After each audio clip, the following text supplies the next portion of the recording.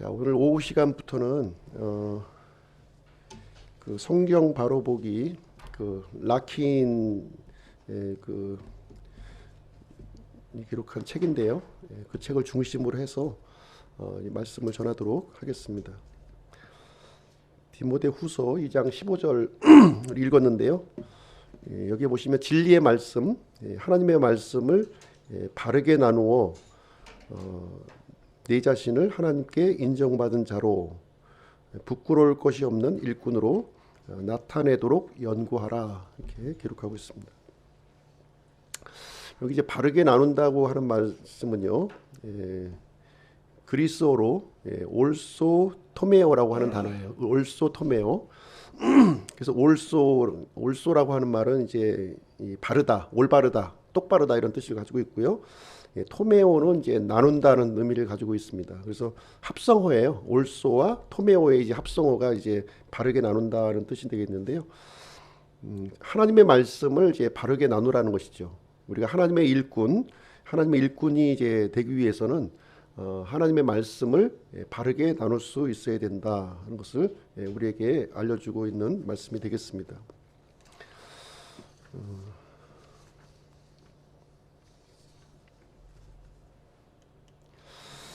구원과 믿음은 개별적인 거예요. 개별적인 것. 대신해 줄 수 없다는 것이죠. 스스로 성경을 읽고 연구를 해야 된다는 것입니다. 다른 사람이 이제 먹여주는 것 가지고는 좀 부족해요. 다른 사람이 먹여주는 것. 그래서 요즘에 이제 유튜브라든가 이런 것이 활성화가 되어서 이제 마음만 먹으면 여러 군데의 이제 설교를 우리가 이제 들을 수가 있는데요. 다른 사람이 먹여주는 것으로는 곤란하다는 거예요. 이것을 우리가 좀 이해할 필요가 있습니다. 왜냐하면 그런 쪽에만 우리가 이제 그 집중을 하게 되면 지식만 늘어나는 거예요. 지식은 늘어날 수 있어요. 지식은 늘어날 수 있지만 하나님께서 이제 요구하시는 성경에서 요구하는 그 이제 믿음을 소유할 수가 없다는 것이죠. 그래서 이런 믿음을 이제 뭐라고 그러냐면 주입식 믿음이라고 그래요. 주입식 믿음. 그냥 목사의 믿음을 내가 이렇게 받은 거예요. 그냥 목사의 믿음이 내 믿음 될 수가 없는 거죠. 그래서 이제 기형적인 믿음이 되는 거예요. 그것은 어떻게 할 수 있냐면 시간이 지나면 없어져요. 그 당시는 마치 그 목사가 전해주는 그 말씀을 동의가 되어서 내가 이제 인정을 했지만 그것이 시간이 어느 정도 흘러가면 잊어버린다는 거, 잊어버려요. 그 무슨 얘기냐면 우리가 이제 자전거를 탈 때 우리가 한번 자전거를 내가 타는 연습을 내가 하잖아요. 이렇게요. 넘어지고 엎어지고 깨어지면서 그러면 이제 한번 우리 자전거 타는 법을 배운 사람은 시간이 이제 지나가면 이제 자전거 타는 거 잊어버립니까? 안 잊어버리죠. 또 타요, 또. 그게 내 믿음인 거예요, 그게. 근데 자전거 타는 법을 이렇게 막 이 이론만 이렇게 막 들은 사람 있잖아요. 그 사람은 아니면 뒤에서 누가 붙잡아 줬어, 이렇게. 타는 거를. 이렇게. 잘 타라고. 그러면 막 타는 것 같이 보여. 이렇게 막, 잘 타네, 잘 타네. 근데 뒤에 잡아준 거거든요, 그건 잡아준 믿음이야. 내 믿음이 아닌 거예요. 그러니까 안 잡아주면 넘어지는 거죠. 그렇죠? 스케이트 타는 것도 마찬가지. 전 스케이트를 못 타지만 앞에서 이렇게 잡아주면 타는 것처럼 보여. 근데 막상 타보라 그러면은 못 타는 거죠. 그래서 물론 우리가 이제 설교를 많이 들으시는 것이 좋아요. 많이 시간 되는 때마다 듣는 건 좋은데 너무 거기에만 의존하는 이 믿음은 기형적인 믿음이 될 수 있다는 거예요. 특정한 분의 설교만 계속 듣게 되면 어떤 이 고정화된 믿음에 내가 이제 갇혀버리는 거예요. 갇혀버리는 그런 상황에 이제 놓여지게 된다는 것이죠. 그래서 이제 우리가 좀 이 구원, 오전에도 말씀드렸지만 이 구원과 믿음은 이렇게 우리가 종합적으로 우리가 좀 이제 받아들여야지, 한쪽 측면만 내가 이거를 받아들이잖아요. 그러면 이상한 사람이 되는 거예요. 이상한 사람이 되는 겁니다. 예레미야 29장 13절에 보면 또 너희가 너희 마음을 다하여 나를 찾으면 나를 찾고 나를 만나리라 이렇게 얘기하고 있습니다. 마음을 다하여 찾으라는 거예요. 마음을. 그래서 이제 우리가 이제 요즘에 너무 믿음만 강조하니까 마음만 다하면 된다 그래요. 마음만. 예, 마음만. 이 마음만 다한다고 하는 의미를 우리가 좀 이제 단순히 지식의 영역만 얘기하고 있는 것이냐 아니라는 거죠. 이 마음은 굉장히 복합적인 거예요. 물론 지식적인 영역도 있지만 이런 감성적인 영역도 있는 것이고 의지적인 영역이 있다는 거예요. 그래서 이 감성적인 영역과 의지적인 영역을 빼버리고 이 지식적인 영역만 가지고 하나님을 찾게 되면 굉장히 메마른 사람이 되는 거죠. 메마른 사람이 되는 거예요. 이 메마른 믿음이 되는 거예요. 근데 하나님께서 원하시는 믿음이 그런 믿음이겠느냐 이런 거예요. 아니죠. 이런 감성적인 부분도 있는 것이고 또 이렇게 의지적으로 내가 움직일 수 있는 영역도 있는 거예요. 이것이 다 함께 아우러져야 되는 것이지 하나님을 찾는다고 아니 내가 마음으로 함께 할게. 이게 무슨 얘기예요? 그러면서 집에도 안 들어가. 예? 마음으로 내가 함께 한다는 거예요. 마음으로. 그건 아니죠. 마음으로 함께 한다고 하는 거는 이 몸도 함께 가는 것을 의미하는 거예요. 예. 그렇잖아요. 내가 하나님 믿는다고 그러면서 마음으로 내가 하나님 믿는다고. 근데 삶이 뒷받침이 안 된다면 의미가 없는 거죠. 그래서 부부가 있는데 내 마음으로 너는 사랑해. 그러면서 집에도 안 들어가. 근데 사랑한대. 이건 아니죠. 예, 당연히 집에 들어가는 게 당연한 거예요. 사랑하면. 예? 그것이 같이 아우러져야 되는 것이지 마음으로만 믿는다고 하는 거를 우리가 좀 이해할 필요가 있다는 것입니다. 그래서 균형 잡힌 믿음을 가지셔야 돼요. 균형 잡힌 믿음. 그래서 지식을 너무 강조하다 보니까 지식에는 아주 너무 이렇게 막 편중이 돼 있어요. 그럼 어떻게 되겠습니까? 이게 기울죠. 믿음이. 기울어 버리는 거예요. 그래서 이 균형 잡힌 믿음이라고 하는 것은 지식과 이 행함이 같이 움직여야 돼. 같이. 예, 같이 움직이는 걸 얘기하는 것이지 결코 이렇게 지식만 막 늘리는 것은 어떤 사람에게 필요하냐면 이렇게 이런 사역자에게 필요한 거예요. 사역자. 왜? 하나님의 말씀을 전해야 되니까. 예, 사역자에게 필요해요. 그렇지만 사역자가 아닌 입장에서는 이렇게 좀 행함이 같이 이제 뒷받침되어져야 된다는 거예요. 이 부분을. 그래서 우리가 매일 구원을 경험하고 성화의 삶을 이어가는 것, 이것이 이제 필요하다는 것을 말씀을 이제 드립니다. 그래서 오늘은 이제 첫 번째 시간인데요. 성경에 대해서 한번 보도록 하겠습니다. 성경은 이제 영어로 이제 바이블이라고 이제 하고요. 그리스어로는 이제 비블로스라고 하는 단어에서 이렇게 출발을 했습니다. 그래서 5세기 이후에는 하나님의 계시를 담은 책, 이것을 이제 성경으로 이렇게 이제 불렀습니다. 그래서 이 성경은 이 사람들이 기록한 책이에요. 사람들이 기록했지만 하나님의 말씀을 기록한 거죠. 그렇죠? 사람들이. 그래서 성경이라고 해서 이렇게 몰몬경처럼 이게 천사가 이렇게 내려다 준 것이 아니라 우리와 똑같은 이런 사람이 의해서 기록된 하나님의 말씀이라는 것이죠. 그래서 하나님의 입에서 나온 단어들의 책이다. 이렇게 정의를 내릴 수가 있겠습니다. 그래서 하나님께서는 이 성경을 통해서 인류를 향한 하나님의 계획과 목적을 보여주는 하나님의 계시의 책이라는 것이죠. 왜 그러냐면 하나님에 관련된 이 일들은 사람의 어떤 지식이나 노력으로 알 수가 없기 때문에 그래요. 하나님께서 드러내 주셔야만 이제 알 수가 있는 것인데 이 성경을 통해서 이제 드러내 주셨다고 하는 것이죠. 그래서 성경은 아주 사람들이 기록한 책이지만 아주 특이한 책이에요. 아주 특이한 책입니다. 왜냐하면 이 기록의 주체가 바로 하나님이시기 때문에 그래요. 하나님이시기 때문에 이 책은 이제 많은 인간 기록자가 이렇게 기록을 했지만 오랜 기간에 걸쳐서 기록했지만 연속성과 통일성을 가지고 있는 하나님의 이야기다 이렇게 말씀을 드릴 수가 있겠습니다. 그래서 이 성경은요 약 한 1600년 동안 이렇게 기록이 되어졌고 주전 1492년부터 주 100년까지 왜 그러냐면 1392년은 바로 이제 모세에 의해서 기록되었기 때문에 그래요. 창세기, 출애굽기, 레위기, 신명기, 민수기, 이 모세 오경이 이제 모세가 기록했기 때문에 그 시작 연도를 1492년으로 보고 있는 것입니다. 그리고 제일 마지막에 기록된 책이 이제 요한계시록이죠. 요한계시록이 이제 사도 요한에 의해서 기록이 되었기 때문에 주후 100년으로 이렇게 보고 있습니다. 인간 기록자 약 40여 명 정도가 여기에 참여가 되었고요. 이 사람들도 신분이 굉장히 다양했어요. 왕도 있었고 농부도 있었고 어부도 있었고 의사, 정치가, 학자 등 다양한 직업을 가지고 있었습니다. 구성을 보시게 되면 구약은 39권, 신약은 27권으로 이제 구성되어져 있습니다. 그럼에도 불구하고 이 66권의 책은 원북, 하나의 이제 책이라는 거죠. 하나의 책입니다.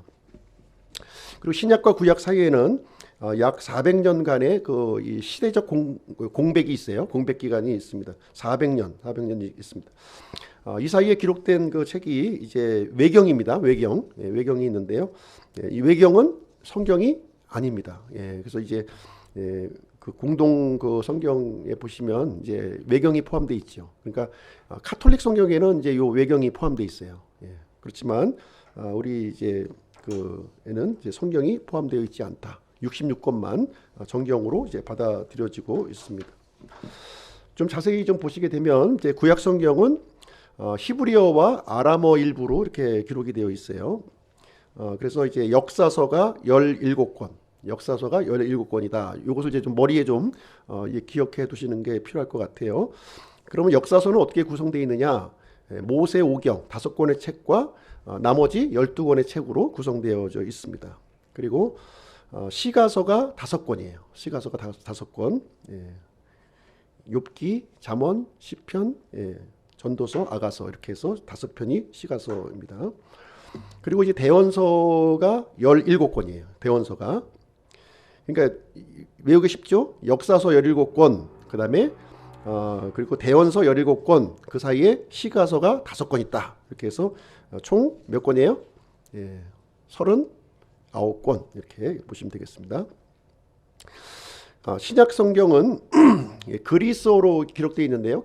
그리스어 중에서도 코이네 그리스어라고 그래요. 코이네 그리스어. 이것은 무슨 얘기냐면 코이네라고 하는 말은 이제 그 보통 사람들이 쓰는 이제 그리스어라는 거예요. 이게 일반 시장 통해서 사용하고 있는 이런 그 언어를 코이네 그리스어라고 얘기합니다. 그래서 이것도 이제 그 신약 성경도 세 그 단락으로 이제 나눌 수가 있어요. 역사서가 5권, 그다음에 서신서가 21권, 예언서 1권 이렇게 구성이 되어 있어요. 서신서가 좀 이제 복잡한데요. 서신서를 보시게 되면 바울이 기록한 서신서가 14권, 일반 서신서가 7권 이렇게 이해하시면 되겠습니다. 이 내용은 이제 좀 그 성경 개관 시간에 다시 좀 자세하게 좀 살펴보도록 하겠습니다. 그리고 이 성경은 처음부터 이렇게 그 이 장절이 구분되어 있는 것이 아니었다는 거예요. 장절을 구분된 거는 이제 한참 뒤에 이게 이제 기록이 되었는데요. 구약 성경은 9세기경에 이 절을 표시했어요. 절. 이제 우리가 있는 그 1절, 2절 요 부분이 9세기경에 이제 기록이 되었다, 표시가 되었다는 것이고요. 반면에 신약 성경은 13세기가 되어서 이렇게 장을 나누었어요. 1장, 2장 이렇게 장을 나누었고요. 1551년에 스테파누스가 이제 절을 갖다 이렇게 붙이게 되었습니다. 그래서 처음에는 장절 구분이 없는 거죠. 그냥 쭉 두루마리로 해서 이렇게 쭉 연결된 그 몇 장 몇 절이 없이 쭉 연결되어 있는 이제 상황이었고요. 나중에 후대에 가서 우리가 이제 그 편리하게 읽을 수 있도록 장과 절을 이렇게 구분을 했다 이렇게 보시면 되겠습니다. 성경의 주제와 내용을 한번 보시게 되면 성경의 범위가 굉장히 광범위해요. 광범위합니다. 과거의 영혼부터 미래의 영혼까지 기록되어 있는 거예요. 그래서 과거의 영혼이라고 하는 것은 이 천지창조 이전의 시점부터 이제 거슬러 올라가는 것이죠. 그리고 미래의 영혼이라고 하는 것은 새하늘과 새 땅까지 이렇게 이 범위를 갖고 있습니다. 그리고 이 성경의 주제는요, 이 하나님의 영광이에요. 하나님의 영광. 그리고 또 이제 하나님의 영광이 가리키고 있는 주 예수 그리스도가 되겠습니다. 주 예수 그리스도십니다. 요한일서 5장 20절 같이 한번 읽어보실까요? 요한일서 5장 20절 시작. 또 하나님의 아들이 오셔서 우리에게 깨달음을 주사 우리가 진실하신 분을 알게 하셨음을 우리가 알며 또 우리가 진실하신 분 곧 그분의 아들 예수 그리스도 안에 있음을 아노니 이 분은 참 하나님이시요 영원한 생명이시니라. 하나님의 아들이 이제 이 땅에 오셨다는 것이죠. 그래서 우리에게 깨달음을 주셨다는 거예요. 어떤 깨달음을 주었냐면 이런 영적인 이 세계에 대한 깨달음을 우리에게 허락해 주셨습니다. 그래서 진실하신 분 나오죠. 진실하신 분이 누굽니까? 하나님 아버지, 하나님 아버지이신 거죠. 이 구약 성경에 이제 기록되어 있는 여호와 하나님, 그 하나님을 알게 해주셨다는 거예요. 그리고 이제 본인을 또 이제 소개해 주셨는데, 본인은 또 누구예요? 그분의 아들로 이제 표현을 하고 있는 거죠. 그렇죠? 그래서 이제 예수님을 통해서 무엇을 알게 되었냐면 삼위일체 하나님의 개념이 정립된 거예요. 예수님이 오시기 전에는 삼위일체가 없었죠. 그냥 유일신이었어요. 유일신 하나님이었습니다. 유대교는 유일신이에요. 그러나 예수님이 오셔서 아버지 하나님과 아들 하나님과 성령 하나님에 대한 깨달음을 우리에게 주셨다는 거예요. 하나님이 한 분이 아니라 세 분이시구나. 근데 이 세 분이 같은 본질을 갖고 계신 분이시다. 이렇게 우리에게 알려주신 거예요. 참 놀라운 일이죠. 예수님을 통해서 이 일이 알려지게 된 것이고요. 또 예수님을 통해서 우리에게 유한한 우리에게 영원한 생명이 있다고 하는 사실을 또 알려주신 거예요. 어디에요? 여기 보니까 그분의 아들 예수 그리스도 안에 있음을 알게 하셨다. 그러니까 예수 그리스도 안에 사람의 몸으로 오신 예수 그리스도 안에 바로 이 영원한 생명이 있다고 하는 사실을 여기서 알려주셨다 하는 것을 우리에게 이제 계시하고 있는 거죠. 그래서 성경은 완전한 하나님의 말씀인 거예요. 완전한 하나님 말씀. 성경은요 이렇게 이념과 사상에 치우쳐지지 않고 있어요. 이제 편견이 없이 이렇게 아주 중립적으로 우리에게 이제 기록을 해주고 있습니다. 그래서 성경을 보시게 되면 사람들의 죄와 실수를 이렇게 적나라하게 이렇게 보여주고 있고요. 특별히 하나님, 사탄, 사람, 죄, 구원, 천국과 지옥을 이제 권위 있게 우리에게 선포를 해주고 있습니다. 그래서 성경은 인간이 기록한 책이긴 하지만 이 초자연적인 책이라는 거예요. 저자가 하나님이시기 때문에 그래서 하나님의 속성과 영광, 거룩함을 우리에게 보여주고 있고요. 성경은 이 기록된 말씀이고요. 또 예수님은 살아있는 말씀으로 이 땅에 오신 거예요. 살아있는 말씀으로.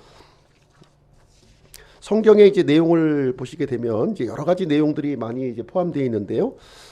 사람의 창조와 타락, 그리고 죄의 기원, 또 이스라엘, 희생제도, 교회의 설립, 천년왕국, 미래의 일까지 이렇게 기록을 하고 있습니다. 그래서 신약은 구약 안에 숨겨져 있고 구약은 신약 안에서 이렇게 드러나게끔 이렇게 짜임새 있게 성경이 기록이 되어 있습니다.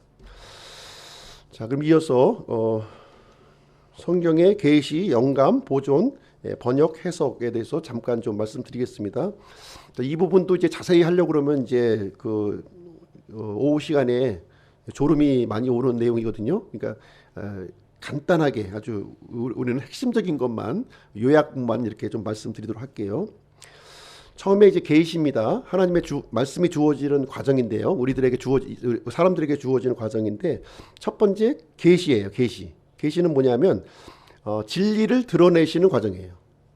하나님에 속한 것은 알 수가 없죠. 사람의 지각으로 알 수가 없어요. 하나님이 알려주셔야 되는 거예요.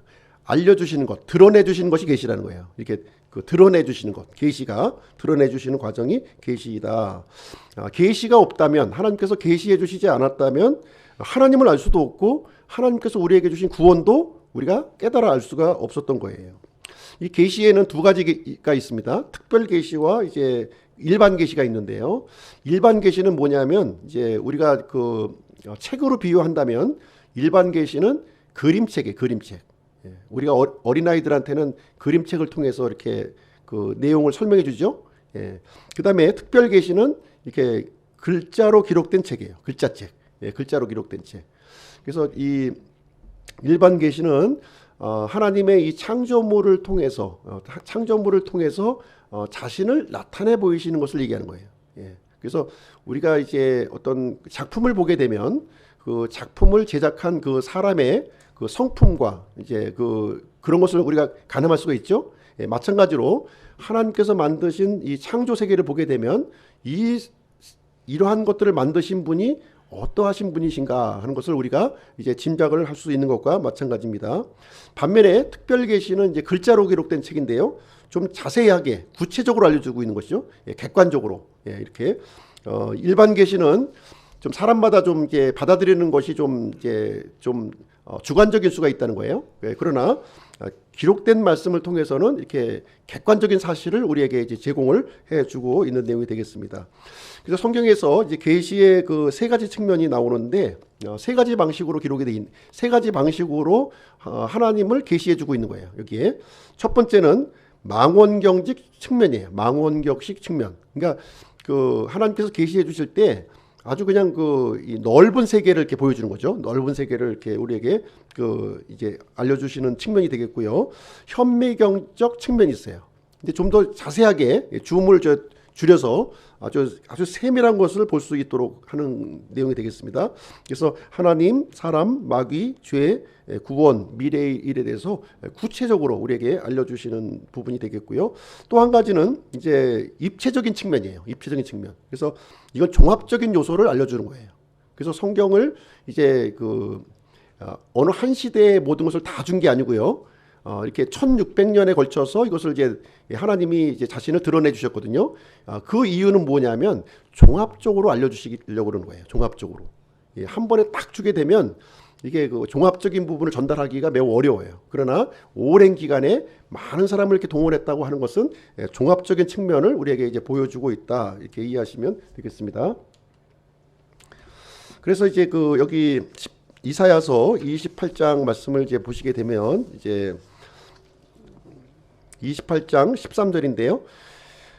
그러나 주의 말씀이 그들에게 훈계 위에 훈계가 되며 훈계 위에 훈계가 되고 줄 위에 줄이 되며 줄 위에 줄이 되고 여기에도 조금 저기에도 조금 있었으니 이것은 그들이 가다가 뒤로 넘어져 부러지며 올무에 걸려 붙잡히게 하려 함이니라. 자, 이 얘기가 무슨 얘기냐면요. 하나님께서 이렇게 진리를 우리에게 계시해 주셨는데요. 이 진리를 계시하는 방법이 독특한 거죠. 예, 어떻게 하셨냐면 여기에서 조금, 여기에서 조금 이렇게 이게 진리를 이렇게 분산시켜 놓으셨다는 거예요. 예, 분산시켜 놓아서 하나님의 뜻을 발견하도록 그렇게 해 주셨다는 거예요. 그래서 이제 진리를 이렇게 기록하실 때 한꺼번에 다 한 군데 이렇게 몽창 이렇게 해줬으면 너무 좋겠죠. 예, 너무 좋은데 그렇게 안 하시고 여기에 조금 저기에 조금 이렇게 그래서 줄 위에 줄이 되게 하고 훈계 위에 훈계가 되도록 이렇게 말씀을 이제 기록해 놓으셨다고 하는 것입니다. 이 얘기는 무슨 얘기냐면 하나님께서 이 진리를 이게 종합적으로 우리에게 이제 알려주신다는 거예요. 종합적으로. 그렇죠? 그래서 이제 만약에 종합적으로 이해하지 않고 여기에 조금 기록된 것만 가지고 붙들면 어떻게 됩니까? 예, 여기에 조금 있는 거. 이것이 하나님의 말씀이네 하고 주장하는 사람들이 이제 이단이 되는 거예요. 이단. 예, 진리의 한 부분만 이렇게 취해서 우리가 이제 갖게 되잖아요. 그럼 이단이 되는 거예요. 이단이 되고 소경을 인도하는 거죠. 결국은. 예. 그래서 이제 하나님의 말씀을 이렇게 가지고 인도하는 사람은 굉장히 두려운 마음을 가져야 되는 거예요. 그래서 한 부분의 진리만 가지고서 이렇게 가르쳤을 때는 오류가 생길 수가 있다는 거예요. 오류가. 예.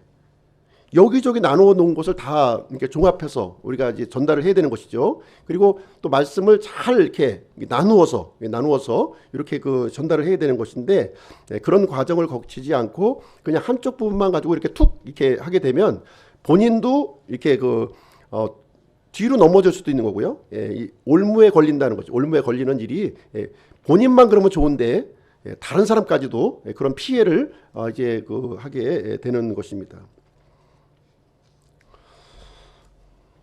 자, 계시 부분 좀 마치고요. 그다음에 이제 두 번째 과정이 영감입니다. 영감.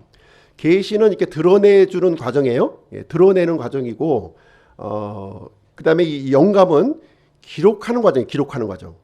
만약에 제가 이제 말씀 전하는 것을 이제 계시라고 생각한다면, 이 전한 말씀을 이렇게 필기를 한다면, 필기를 한다면 듣는 것은 그냥 듣는 거로 끝나버리죠. 그러나 기록을 하면 계속 남아 있는 거예요. 그러니까 이 영감 인스파이어레이션이라고 하는 것은 기록하는 과정이에요. 기록. 하나님께서 자신의 말씀을 이렇게 드러내셨을 뿐만 아니라 그 말씀을 어떻게 하겠다고요? 기록하게 하셨다는 거예요. 기록하게 하셨다. 그것이 영감이에요. 영감. 그래서 이 하나님께서 계시의 목적을 달성하기 위해서는 이 영감의 과정이 필수적이라는 거죠. 그렇죠? 없어져 버리니까 그냥 계시하는 순간. 그러나 이제 영감이 되면은 이것이 계속해서 이제 그 글로 남아서 이제 하나님의 말씀을 이제 전달할 수가 있게 되는 것이죠. 그래서 하나님께서는 자신의 모든 말씀 위에 이렇게 숨을 불어 넣으셨다는 거예요. 숨을 이렇게 생명을 이제 불어 넣어 주셨다. 창세기 1장부터 22장까지 이렇게 되어 있는 것이죠. 그래서 디모데후서 3장 16절에 보시면 모든 성경 기록은 이 성경 기록이라고 하는 말이 이제 글자예요. 글자를 얘기하는 겁니다. 글자를 하나님의 영감으로 주신 것이라는 거예요. 하나님의 영감으로 주신 것으로 교리와 책망과 바로잡음과 의로 교육하기에 유익하게 하셨다. 이렇게 된 것입니다. 그래서 영감으로 기록된 글을 통해서 우리는 교리를 받을 수도 있고 또 책망을 받을 수도 있고 바로잡음과 의로 교육하는 그런 일을 우리가 이제 할 수 있게 되는 것입니다.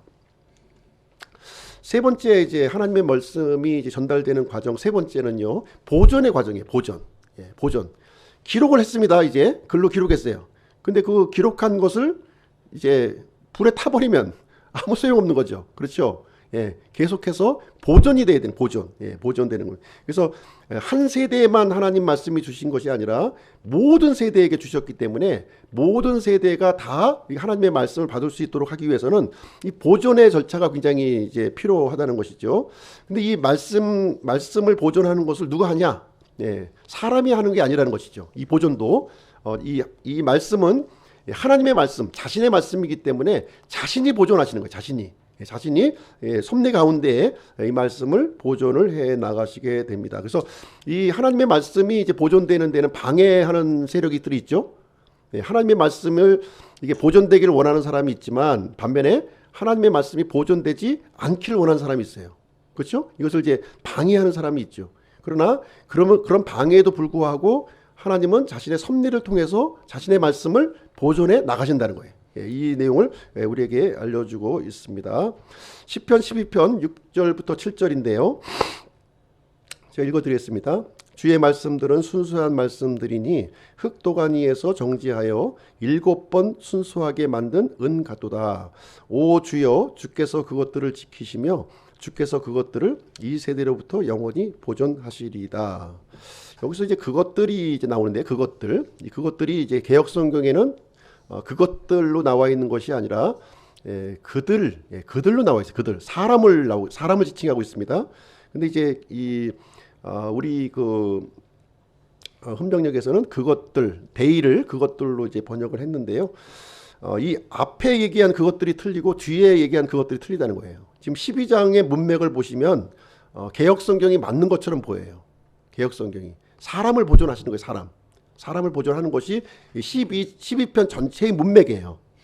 근데 6절 말씀에 들어가서 이제 사람들을 언급하시면서 하나님의 말씀을 언급한단 말이죠. 그러면서 이것을 이제 지키시겠다 이렇게 이제 하나님이 이제 말씀을 하시는데 그럼 지키는 것의 이 주체가 뭐냐, 객체가 뭐냐 이걸 보시게 되면 처음에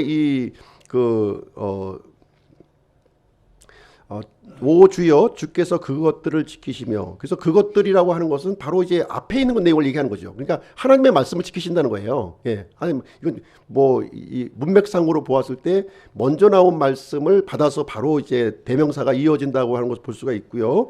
그 다음에 주께서 그것들을 이 세대로부터 영원히 보존한다. 이 내용은 이 전체적인 문맥을 가지고 얘기한 거니까 이 하나님을 이렇게 신뢰하는 그 사람들을 이렇게 보존하신다는 거예요. 그러니까 하나님께서 보존하시는 것이 이제 두 가지인 거예요. 두 가지. 예, 하나님의 말씀을 이렇게 잘 이렇게 신뢰하고 지키는 사람들을 보존하시고, 또 자신의 말씀도 그 약속을 해주신 그 약속한 그 말씀도 보존하신다는 거예요. 두 가지를 다 보존하신다는 내용을 우리에게 이제 알려주고 있는 말씀이 되겠습니다. 자, 그 다음에 네 번째 이제 과정인데요. 하나님의 말씀이 우리에게 전달되는 네 번째 과정은 바로 번역의 과정이에요. 번역. 지금 이 시대에 하나님께서 히브리어로 지금 이제 말씀을 기록하셨는데요. 히브리어로 그냥 이렇게 그 보존되었다면 우리 대한민국 사람이 읽을 수 있을까요? 읽을 수 있는 사람 몇 사람 될까요? 뭐 신학교 뭐 대학 교수님들만 뭐 이제 이해하겠죠. 일반 사람들은 전혀 우리가 이해할 수가 없는 거죠. 그래서 이 각 나라의 말로 번역될 필요가 있었다는 것이죠. 구약은 히브리어로 기록되어 있고 신약은 그리스어로 기록되어 있어요. 그리스어도 우리가 좀 우리가 이해할 수 없죠. 그리스어로만 계속 있었다면. 그래서 하나님의 말씀이 모든 세대에게 전달되기 위해서는 또 번역의 과정이 필요하다. 번역의 과정이 필요하다는 것이 되겠습니다. 예수님께서도 이거를 이제 언급하셨는데요. 마가복음 14장 9절에 보시게 되면 이제 그 발에 예수님 발에 이제 옥합을 이제 깬 이 일을 이제 가지고서 이제 말씀하신 내용이에요. 진실로 내가 너희에게 이르노니 온 세상 어디든지 이 복음이 선포되는 곳에서는 사람들이 그녀가 행한 이 일도 말하여 그녀를 기념하리라. 그래서 이 복음이 선포되는 곳, 복음이 선포되는 곳은 이스라엘만을 얘기하고 있는 게 아니죠. 모든 이 복음이 선포되는 모든 온 세상을 이제 가리켜서 얘기하고 있는 건데, 이 행한 일을 말하라는 거예요. 그러기 위해서는 반드시 번역의 과정이 필요하다는 거예요. 그 나라 사람들이 읽고 들을 수 있는 이 말로 번역하는 이 필요성이 이제 있다 하는 것을 예수님께서도 여기서 알려주고 있습니다. 그 다음에 이제 그 하나님의 말씀이 이제 전달되는 과정 다섯 번째는요, 해석입니다. 해석. 이 말씀이 이렇게 보존이 되었고 또 번역이 되었다 할지라도 그 말씀을 우리가 이제 해석을 할 수가 있다면, 해석을 하지 못한다면 아무 소용 없는 거죠. 그 말씀을 해석할 수가 있어야 되는 것입니다. 그래서 이 말씀의 뜻을 이해하는 과정이 바로 해석의 과정이 이제 되겠습니다. 그래서 우리가 이제 이 하나님 말씀이 이제 이제 있는데요. 이것은 성경의 이 각 구절들은 오직 하나의 뜻만 가진다는 거예요. 하나의 뜻만 가진다. 이것을 이렇게도 볼 수 있고 저렇게도 볼 수 있는 게 아니에요. 하나의 뜻, 하나의 문장에 하나의 그 메시지를 여기 담고 있다는 것을 우리가 좀 이해하시고 성경을 읽으시면 좋을 것 같아요. 그래서 우리가 이제 문맥에 이제 근거해서 이해하는 게 필요합니다. 문맥하고 전혀 상관없이 예를 들어서 어떤 한 문장 단어만 끄집어 와서 나에게 유리한 쪽으로 사용하게 된다면 그것을 성경을 오해하게 된다는 거죠. 오해하는 거예요. 잘못 가르치고 있는 것입니다. 그래서 항상 성경을 읽을 때는 이 문맥을 이제 가장 중요한 이 해석의 기본 원칙이 이제 되겠습니다. 그리고 역사적인 해석을 또 가져야 되는 거예요. 왜냐하면 이 성경이 기록되어 있던 이 당시의 그 시대, 그 수신자, 1차적인 이 목적과 배경을 우리가 알고 이해하고 그 다음에 이제 적용하는 부분에 있어서는 현 시대에 적용할 수 있는 거죠. 예를 들어서 성경에 있는 내용을 지금 현 시대로 이렇게 해석하면 안 된다는 거예요. 그 당시에 그 1차적인 뜻을 충분하게 우리가 좀 이해하고 그 다음에 그것을 적용하는 거죠. 그렇죠? 이걸 바꿔서 해서는 안 된다고 하는 것입니다. 그래서 우리가 구원을 받고요. 이 바른 지각을 가진 사람들은 이 성령님의 도움을 받아서 이 하나님의 말씀을 해석할 수가 있는 거예요. 그렇게 이제 하나님께서 주셨습니다. 마지막으로 이제 하나님의 말씀이 전달되는 과정, 마지막은 적용입니다. 적용.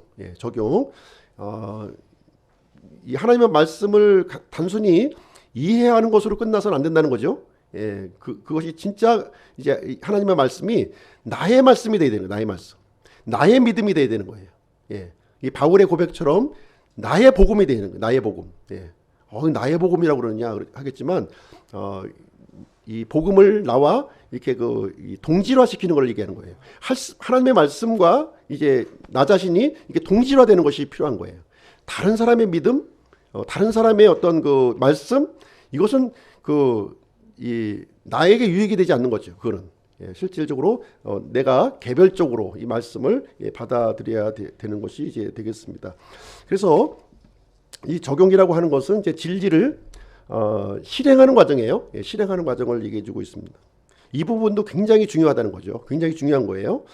그래서 이제 아까 얘기한 것처럼 교리와 책망과 바로잡음과 의로 교육하는 내용들이 여기에 포함이 되어 있고요. 로마서 15장 4절에 보시게 되면 이 구약 성경의 기록은 우리의 배움을 위해서 기록이 되었다는 거죠. 그리고 고린도전서 10장에 보시게 되면 우리의 그 본보기를 미리 보여줬다는 거예요. 우리의 모습을. 그것을 통해서 우리가 이제 배워야 될 점들을 우리가 이제 찾아볼 필요가 있겠습니다. 자, 사랑이냐 거룩이냐, 은혜냐 진리냐. 예전에 이제 이 문제 가지고 굉장히 이제 좀 논란이 좀 있었던 부분인데요.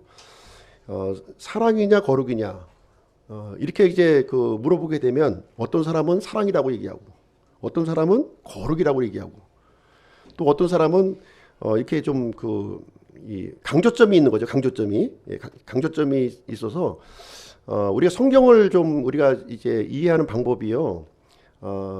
이제 이 부분이 중요한 거예요. 예를 들어서 목사가 여기 이제 서가지고 사랑이냐 거룩이냐 할 때는 우리는 거룩을 택해야 됩니다. 이렇게 얘기를 하게 되면 성도들은 어떻게 받아들이냐면 우리가 사랑보다는 거룩을 받아야 되는구나 이렇게 받아들이는 것이 아니라 사랑을 배척해버려요. 사랑을 배척해버린다니까요. 아니 우리 창조물인 우리 사람이 하나님의 성품인 이 사랑과 거룩을 나눌 수가 있어요? 나눌 수가 없어요. 이것은 사람에게서 나온 것도 아니고 하나님의 성품인 거예요. 하나님의 성품을 있는 그대로 받아들여야 되는 것이고 우리가 적용할 때에는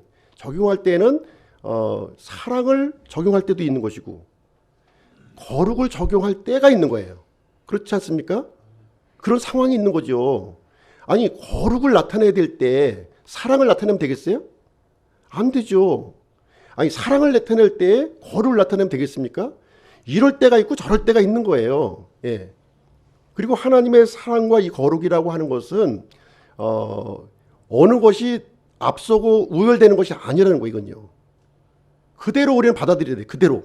이것은 하나님의 고유한 성품이구나. 거룩도 하나님의 고유한 성품이고 사랑도 하나님의 고유한 성품이다. 이렇게 받아들이는 거예요.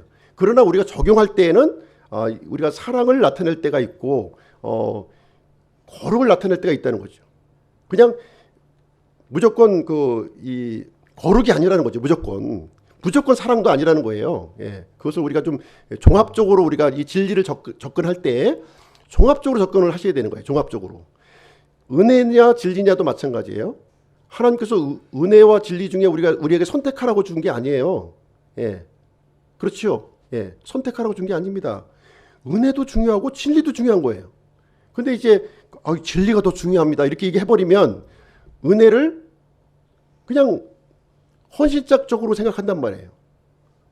이 소중한 하나님의 가치를 우리가 이걸 종합적으로 우리가 이해를 해야 되는데 이걸 종합적으로 이해하지 않고 내가 편파적으로 받아들이게 되면 이 은혜편에 속한 사람은 진리에 있는 사람을 정죄해. 그리고 진리편에 있는 사람은 은혜에 있는 사람을 정죄하는 거예요.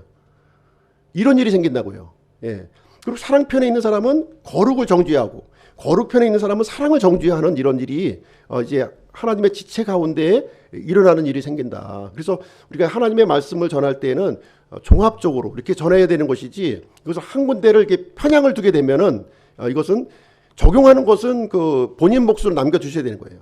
이 적용하는 것까지 이 설교자가 그것을 강제해 버리게 되면 그 한쪽 측면의 그 이 기형적인 그런 성도들을 우리에게 만들어내게 된다 하는 것을 우리에게 보여주고 있습니다. 그래서 이 적용하는 부분은요, 믿음의 분량에 따라 달라지는 거예요. 믿음의 분량. 그래서 대학교의 믿음을 가지고 있는 사람이 이 중학교의 믿음을 가지고 있는 사람한테 이 적용을 강요할 수는 없다는 거죠.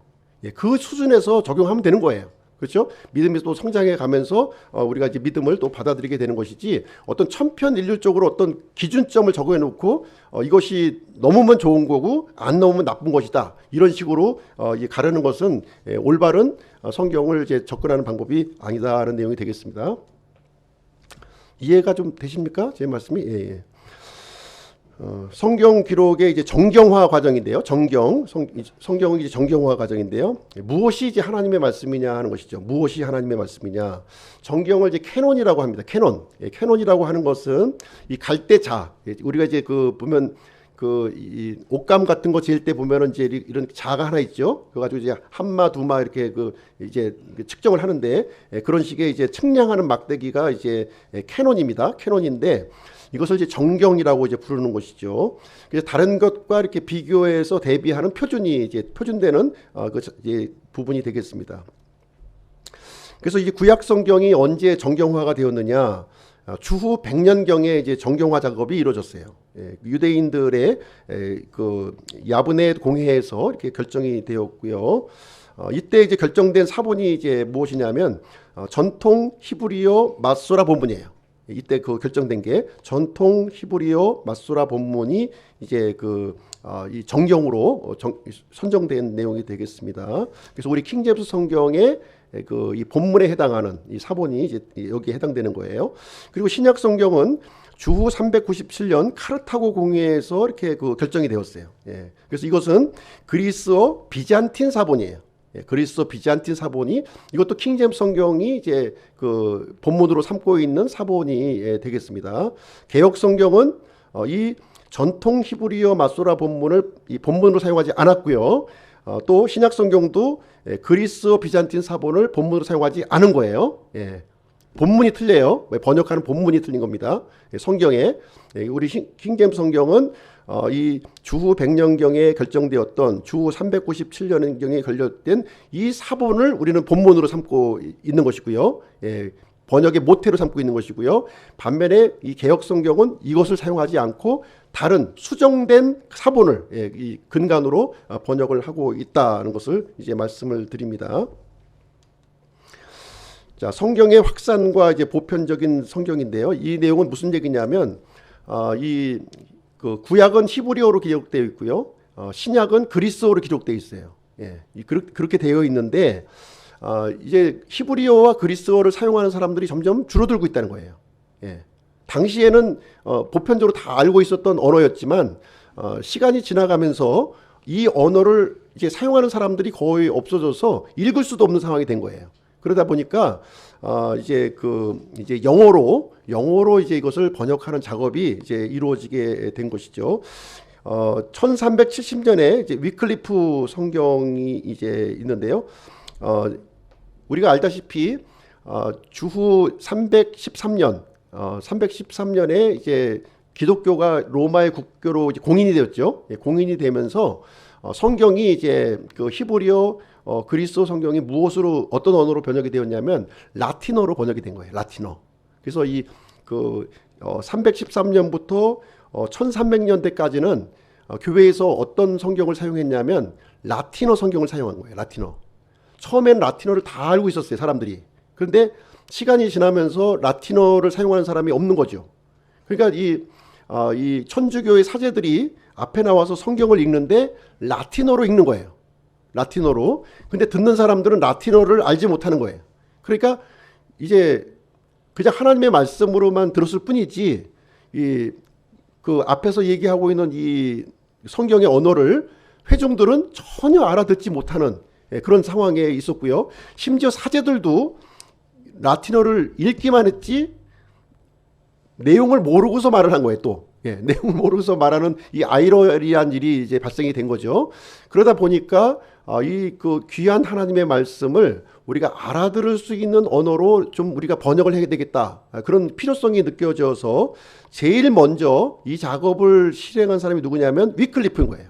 위클리프, 영국의 위클리프가 이 라틴어 이제 라틴 벌게이트 성경이죠. 라틴 벌게이트 성경을 이제 이 영어로 이렇게 번역을 한 거예요. 영어를 번역을 해서 이제 그 사람들이 그 뜻을 알아들을 수 있게 했는데 굉장히 싫어한 거죠. 천주교 사람들은. 아니 감히 이 하나님의 이 말씀을 어떻게 이 영어와 같이 이렇게 좀 그 허접한 언어로 이것을 라틴어를 감히 바꿀 수 있느냐, 이렇게 한 거예요. 그래서 리클리프를 이제 나중에 이제 죽었는데 그 시신을 다 이제 요즘에 얘기하면 부관참시죠. 끄집어내서 그것을 다 뼈가루를 이제 바다로 다 흘려 보내는 그런 이 저기를 진행한 겁니다. 그래서 위클리프가 최초의 영어 신약 성경 필사본을 만드는 거예요. 이건 필사본은 이제 그 붓으로 쓴 겁니다. 사람 손으로 필사본이에요. 쓴 성경으로 이제 이렇게 만들어냈던 것이죠. 이것은 이제 이 라틴어 성경을 번역한 거예요. 라틴어 성경을 그대로 이제 번역을 했던 것입니다. 근데 1526년에 가서는 이제 이 틴데일이라고 하는 사람이 이제 한 200년이 지난 거죠. 200년이 지나서 틴데일이라고 하는 사람이 이제는 라틴 벌게이트가 아니라 처음에 이제 카르타고 공회에서 이제 이게 인정했던 그리스어 비잔틴 사본을 기초로 해서 이제 이 성경을 이제 번역을 합니다. 영어로. 이것이 바로 이제 틴데일 성경이 되겠어요. 틴데일 성경이 됩니다. 이것은 이제 구텐베르크의 인쇄기를 통해서 이렇게 인쇄 작업이 들어가서 이제 시중에 공표를 하게 되었고요. 거기에 이어서 이제 이 카바딜 성경, 제네바 성경이 이렇게 또 생겨나게 되었고요. 최종적으로는 킹 제임스 성경이 이제 1661년에 이렇게 이제 번역이 이루어지게 됩니다. 그래서 이 킹 제임스 성경이 바로 이제 종교 개혁의 근간으로 삼았던 그 성경이 킹 제임스 성경이 이제 그 본문이 되겠습니다. 그리고 나서 1975년, 그러니까 굉장히 20세기죠. 20세기 들어와서야 이제 NIV 등 이제 현대 역본이 이제 또 등장하게 되는데요. 이것은 이제 킹 제임스 성경이 사용했던 본문하고는 틀린 거예요. 다른 본문을 사용한 겁니다. 천주교 본문을 사용한 거예요. 천주교가 굉장히 위기감을 느꼈겠죠. 이렇게 종교 개혁이 일어나고 이렇게 성경이 이렇게 하나님께서 보존해 주신 이 본문으로 번역이 막 이루어지다 보니까 천주교에서는 굉장히 위기감을 느낀 거예요. 그래서 자신들의 이 옛날 이 라틴 벌게이트에 기초한 그 본문을 가지고 이제 학자들을 통해서 번역 작업이 이루어졌는데 그것이 바로 현대 역본, 지금 이제 우리가 보편적으로 사용하고 있는 개역 성경이 거기에 이제 해당하는 것이다. 이렇게 이해를 하시면 되겠습니다. 1611년. 정정하겠습니다. 1611년. 죄송합니다. 1611년. 예, 1611년. 예, 1605타입니다. 예, 1611년. 잘 지적해 주셨는데요. 1611년입니다. 그래서 이제 본문의 전달 과정을 이렇게 보시게 되면, 이 표로 보시게 되면, 처음에는 이제 한 성경이 있었어요. 한 성경. 자필 원본이 있었던 것이고요. 이것은 이제 오류가 전혀 없었던 것이죠. 오류가 없었던 것인데 이것이 이제 보존의 과정을 거치면서 이제 문제가 이제 발생하기 시작한 거예요. 이 사본들이. 그래서 하나님께서 보존해 주시는 이 본문이 있고요. 반면에 이 본문을 이렇게 훼손하는 일이 이제 발생이 되었던 것이죠. 그래서 이제 우리가 이 하나님을 이제 믿는 사람들이 이것을 이제 분별을 해야 되는 거예요. 이것이 과연 하나님께서 원래 보존해 주셨던 그 본문이냐, 아니면 중간에 사람들이 개입해서 이것을 이제 변개를 시킨 그런 본문이냐 하는 것을 우리가 구별을 해야 되는 것이죠. 예, 구별을 해야 되는 것인데 이 하나님을 올바르게 믿는 사람들을 통해서는 이렇게 킹 제임스 성경이라고 하는 바른 본문을 기초로 해서 성경이 이제 탄생하게 되었고, 반면에 이 천주교 사본을 기초로 해서 이 사람의 그 어떤 개입이 이루어진 거죠. 이 개입이 이루어진 천주교 사본을 통해서 현대 역본이라고 하는 이런 두 축의 흐름이 이제 그 역사 성경 번역의 역사 과정에서 발생이 됐다 이렇게 보시면 되겠습니다. 그럼 어떻게 그 하나님의 말씀인지 아닌지를 우리가 구별할 수 있느냐 하는 것입니다. 그 부분에 대해서 좀 말씀드릴게요. 요한복음 10장 4절에 보시게 되면 그가 자기 양들을 내놓은 뒤에 그들 앞에 가면 양들이 그의 음성을 알므로 그를 따라오되. 요한일서 2장 20절 그러나 너희는 거룩하신 분에게서 기름 부음을 받고 모든 것을 아느니라 이렇게 기록하고 있습니다. 그래서 하나님의 말씀인지 이게 예수님의 말씀인지 하는 것은 이 바른 믿음을 가지고 있는 사람들은 그 말씀을 볼 때 그 말씀을 분별을 할 수가 있다는 거예요. 분명히 분별할 수 있다고 우리에게 알려주고 있는 그 지혜를 주시고 하나님께서 보존해 주신 말씀인지 아닌지 비교를 해보면 분명히 알 수 있고 예수님께서 자기 양들은 예수님의 음성을 알기 때문에 그분을 따라온다고 이렇게 분명히 우리에게 알려주시고 있는 내용이 되겠습니다. 그래서 우리 구원받은 사람들에게는요, 그 성령님, 기름 부음이심이라고 하는 것은 성령님이에요. 성령님을 모시고 있는 사람들은 이것이 하나님의 말씀인지 아닌지를 우리가 갖다 놓고 비교해 보면 충분히 우리가 분별할 수 있음을 우리에게 알려주시고 있는 거예요. 믿음의 그 초신자는 알 수가 없지만 우리가 믿음에 성장한 장성한 사람들이 그 말씀을 보았을 때는 그 예수님께서 보존해 주신 말씀인지 아닌지 그거를 우리가 알 수 있다고 하는 사실입니다. 그래서 이제 이 킹제임스 성경의 우수성을 보시게 되면 네 가지를 이제 우리가 좀 들을 수 있는데요. 첫째는 우수한 본문이라는 거예요. 우수한 본문. 처음에 그 이 정경화 작업을 했을 때에 그 본문을 기초로 해서 번역이 이루어졌다는 겁니다. 우수한 본문이죠. 그렇죠? 구약은 전통 마소라 히브리 본문을 이제 사용을 했습니다. 반면에 현대 역본들은 전통 마소라 히브리 본문을 사용한 게 아니라 어떤 본문을 사용했어요? 키텔이 만들었던 수정 마소라 본문을 사용하고 있다는 거예요. 키텔이라고 하는 사람이. 신약도 마찬가지입니다. 신약도 이 킹제임스 성경은 공인 그리스어 본문을 이제 이 본문으로 사용을 했고요. 반면에 개역 현대역 본원들은 수정 그리스어 본문을 사용한 거예요. 수정 그리스어 본문을 사용하고 있습니다. 본문 자체가 틀린 것을 얘기해 주고 있습니다. 두 번째는 우수한 번역 기법이에요. 이 번역을 하기 위해서는 이 번역 기법이 이제 중요한데요. 번역 기법이 이제 어떤 번역 기법이 있냐면 두 가지 번역 기법이 있는 거예요. 한 나라의 언어에서 다른 나라의 언어로 이렇게 바꿀 때에는 두 가지 번역 기법이 있다. 첫 번째는 형식적 일치 기법이 있어요. 형식적 일치 기법. 이게 좀 이제 이해하기 좀 어려운 말이긴 한데 형식적 기법은 무슨 얘기냐면 A라고 하는 단어를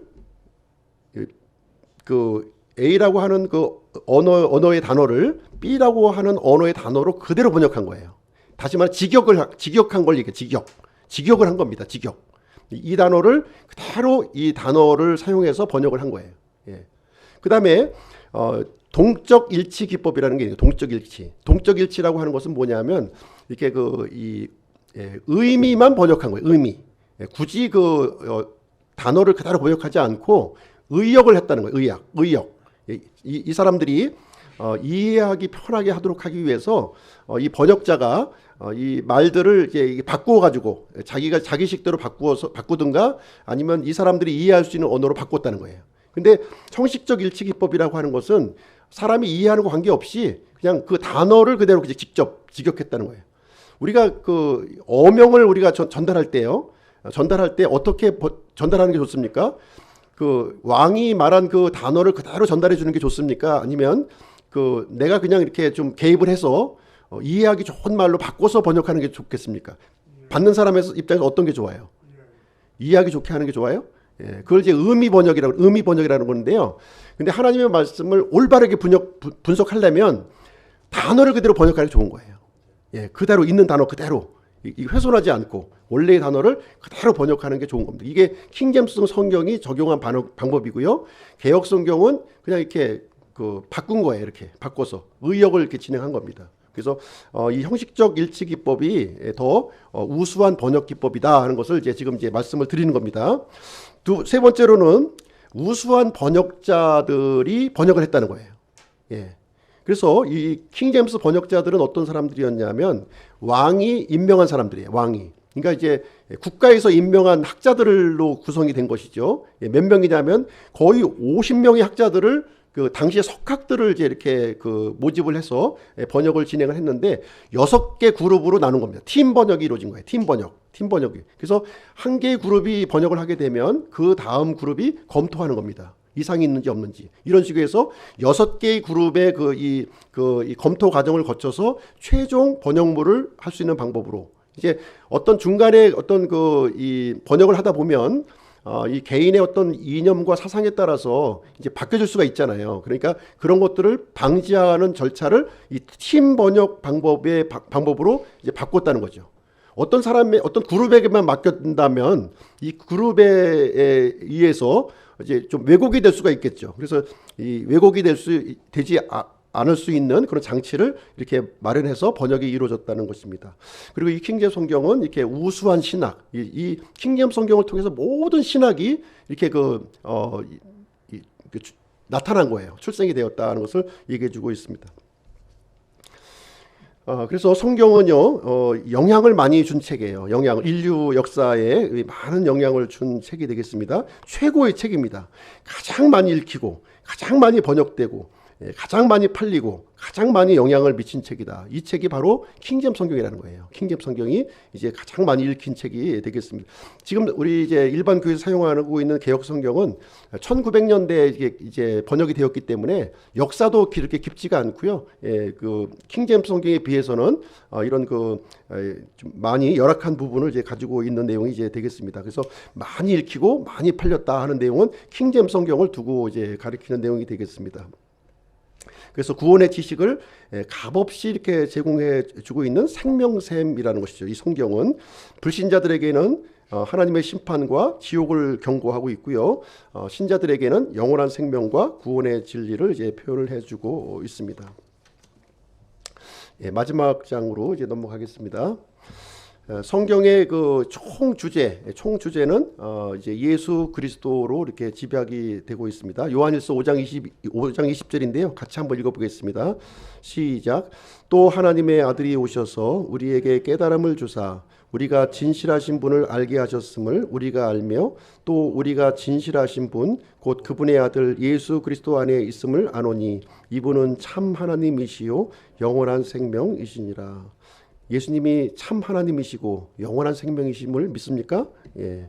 이 예수 그리스도 안에 있음을 우리가 확신합니까? 예. 그렇다면 우리에게 영원한 생명이 우리에게 주어진 것입니다. 그래서 예수 그리스도를 어떻게 이해하고 어떻게 받아들이냐에 달려 있다는 것이죠. 이 영원히 이게 갈려지게 됩니다. 예수님은 하나님의 아들이시고 참 하나님이시고 영원한 생명이 되신다는 사실을 성경은 분명하게 우리에게 가르쳐주고 있는 그런 내용이 되겠습니다.